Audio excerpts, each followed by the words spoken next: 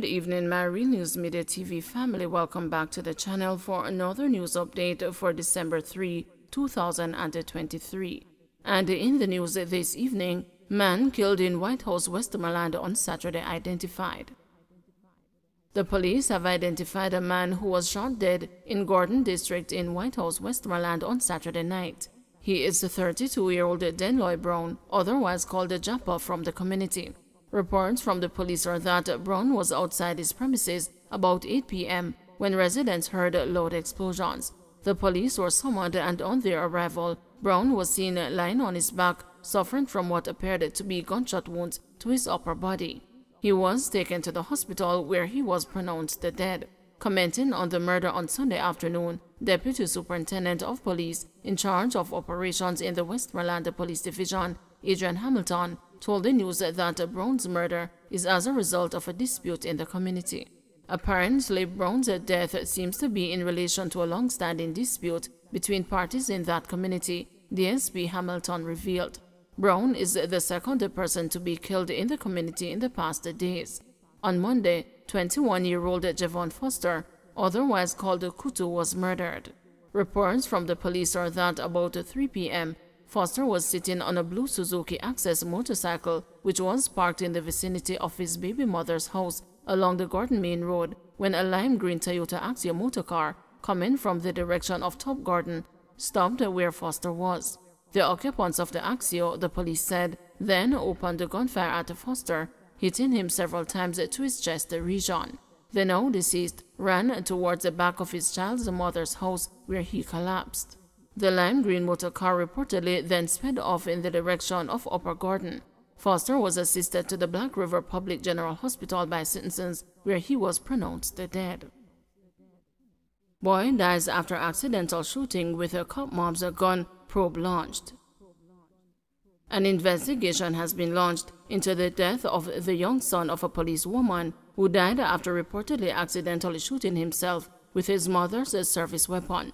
The incident happened at the home in Point Hill, St. Catherine on Saturday afternoon. It is reported that the boy, who is believed to be 12 years old, took out his mother's Glock pistol from her handbag and accidentally shot himself. His mother reportedly heard an explosion inside the house and found her child suffering from a gunshot wound. He was taken for medical attention. The boy later succumbed to his injuries. The matter is being probed by the police. SOS for SOE, Westmoreland Chamber and MP call for emergency measures. The recent spike in murders and robberies rocking the parish of Westmoreland has prompted a call from the Westmoreland Chamber of Commerce for the declaration of a state of emergency in the parish. In light of these alarming developments, the Westmoreland Chamber of Commerce urgently calls upon the Prime Minister to consider the immediate establishment of a state of emergency in the parish. It is imperative that swift and decisive action be taken to curtail the current wave of criminal activities, safeguard our communities, and restore law and order, stated a section of a release from President of Westmoreland Chamber of Commerce, Moses Chaibar. We believe that the implementation of a SOE is a necessary step to address the gravity of the situation and protect the well-being of our businesses and residents.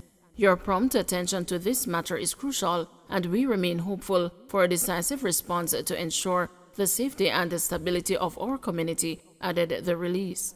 According to Chaibar, the surge of criminal activities is having a negative effect on residents, including members of the business community. Member of Parliament for Westmoreland Western, Marland Wilson, recently made a similar call.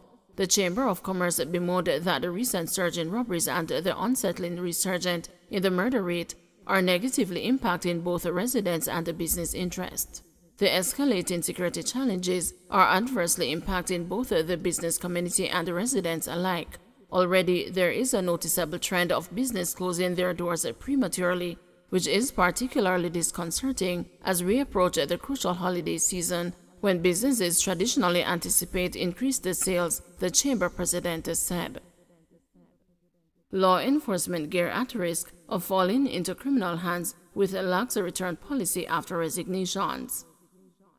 Cops leaving the police force routinely float a policy that requires them to return issued uniforms and equipment and very often without any consequences, multiple ex-lawmen have disclosed.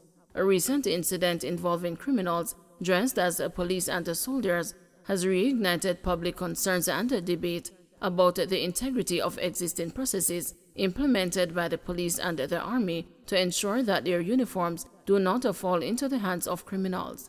Last weekend, thugs armed with high-powered weapons and dressed in police and military uniforms escaped with an undetermined sum of cash following a brazen daylight robbery at a pharmacy in Linstead, St. Catherine.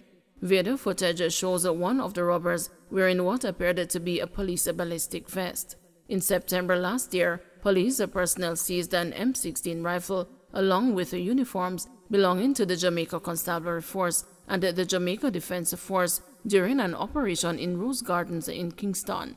And these are just two of several reports over the years of equipment belonging to the security forces being factored in criminal activities. Some former members of the JCF told the news that there has been a breakdown in the enforcement of the policy for quite some time, noting that it was now common practice for cops to not return issued uniforms and gear. Sometimes they say ex-cops ask family members to turn in uniforms and other government-issued items on their behalf, but they don't always follow up on it. Back in the day, they used to force you to hand over your stuff even when you were going on vacation. Now it's like happy-go-lucky, said one ex-cop. You don't necessarily have to hand over anything.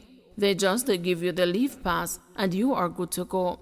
There is no enforcement, said one constable still enlisted in the JCF. One former police sergeant who submitted his resignation letter while on vacation overseas confessed to the news that the uniforms issued to him are still at his home in Jamaica. Earlier this year, a man posted pictures of what appeared to be police uniforms on a social media platform, saying he did not return them because they were not issued by the JCF, but were purchased with his own funds. Several persons claiming to be former cops commented on the post, saying that they too had the uniforms in their possession and would only return them if they were being refunded. Other users of the platform boldly offered various sums to rent the uniforms. Conversely, some former members of the JCF shared with the news that strict enforcement of the military's policy makes it extremely difficult for soldiers to hold on to uniforms and other equipment when they leave.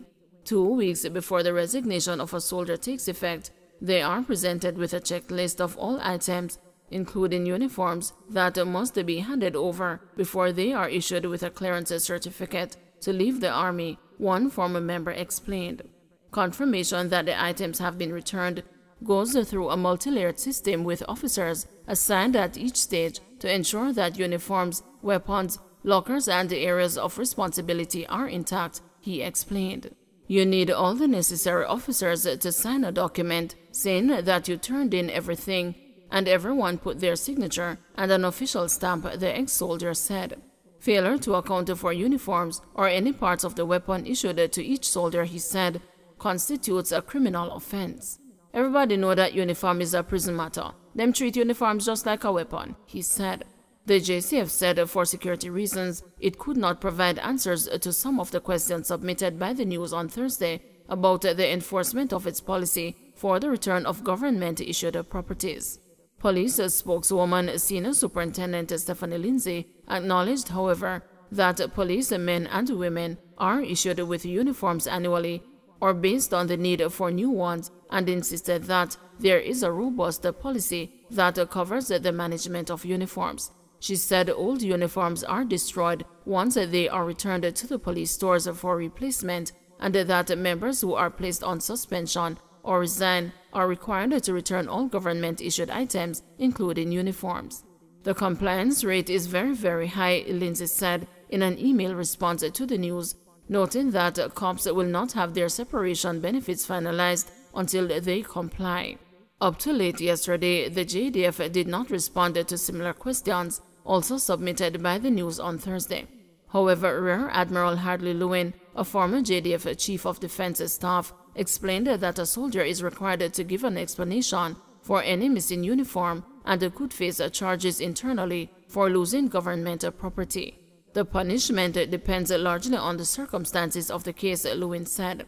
Ensuring the integrity of the guardrails around the police and the military uniforms is a significant public interest issue, especially with the level of criminality in Jamaica, said one senior law enforcement official. We must have some concerns because it creates a scenario for citizens where the issue of confidence in both the institutions is concerned, said the official, who did not want to be identified.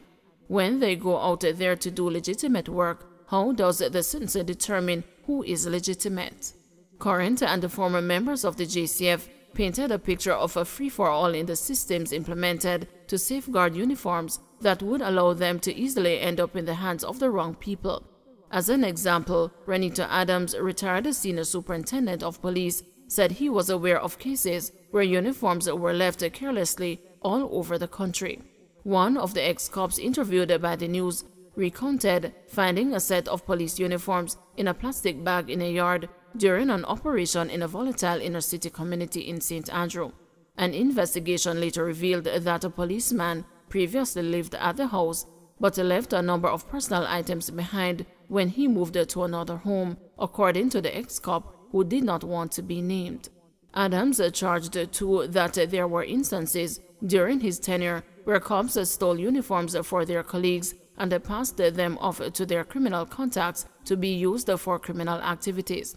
We were not all angels, said the popular crime fighter during an interview on Friday. Theft of uniforms inside police stations remains an issue, one constable based in St. Andrew said last week.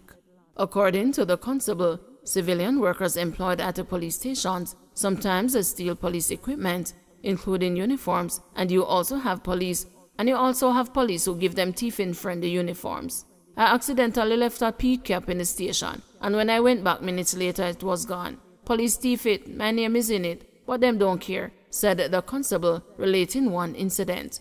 Another cop currently serving in the JCF recounted an incident in which a man who was hired to starch and iron a suit of uniform for a female sergeant delivered them to the police station where she was assigned. I told him where to put it, but when we reached work the space was there but the uniform shirt gone, stolen from my locker, she told him.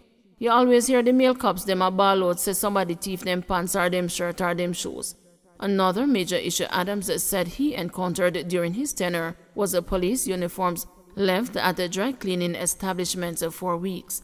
Unscrupulous people would have gone there to have them stolen, or people who work at some of these dry cleaners would have them stolen and sold to criminals and others, he charged.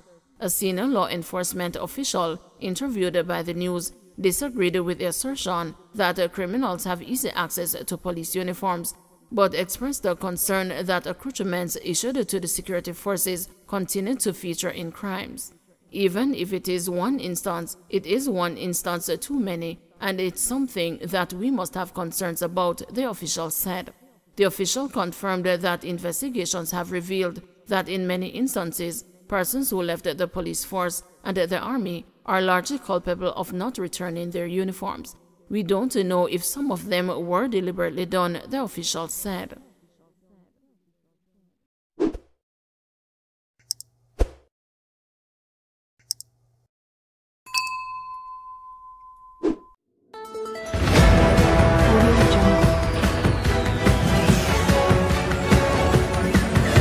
Audio